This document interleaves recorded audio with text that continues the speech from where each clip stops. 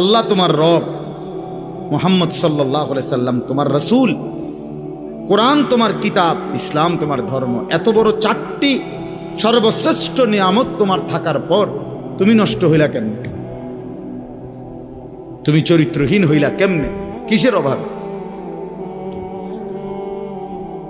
তুমি এক ওয়াক্ত নামাজ পড়তে চাও না, আল্লাহকে চেনো না, আখিরাত পরকাল বলতে কিছুই ভাবো না, এত বড় অসভ্য কেমনে হইলা? আল্লাহ যার রব সে বেনামাজি হয় কেমনে? মুহাম্মদ সাল্লাল্লাহু আলাইহি সাল্লাম যার রাসূল সে বেনামাজি হয় কেমনে? ইসলাম যার ধর্ম সে সেজদা দেয় না কেমনে? কোরআন যার কিতাব সে কিভাবে আল্লাহর নাফরমানি করে? কি কারণে নষ্ট হয়ে গেল? আহা, কি কারণে বরবাদ হলো? ইহুদিদের কাছে আল্লাহ নাজিলকৃত কোনো আসমানি কিতাব এখন নাই, যেটা আছে সেটা বানোয়াটি। খ্রিস্টানদের কাছে আল্লাহ নাজিলকৃত আসমানি কিতাব এখন নাই, এটা তারাও মানে। যেটা আছে সেটা তাদের বানানো। হিন্দুদের কাছে কোনো আসমানি কিতাবে নাই, নাজিলকৃতও নাই, বানাইনও নাই। যেটা আছে এটা তাদের ব্যক্তির রচিত এবং একাধিক। রামায়ণ, গীতা, বেদ, পুরাণ, এগুলো অনেকগুলো। তাইলে পৃথিবীর কারো কাছে নিখুঁত কোনো কিতাব নাই,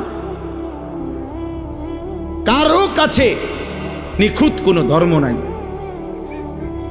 মুহাম্মাদুর রাসূলুল্লাহ সাল্লাল্লাহু আলাইহি সাল্লামের মতো রাসূল, পূর্ণাঙ্গ নবী, সমস্ত গুণে পূর্ণ বৈশিষ্ট্যমণ্ডিত, সর্বশ্রেষ্ঠ, সব দিকে, সব বিবেচনায়, সর্ব অঙ্গে, সর্ববিবেচনায় যিনি সর্বশ্রেষ্ঠ, তিনি রাসূল মুহাম্মদ সাল্লাল্লাহু আলাইহি সাল্লাম।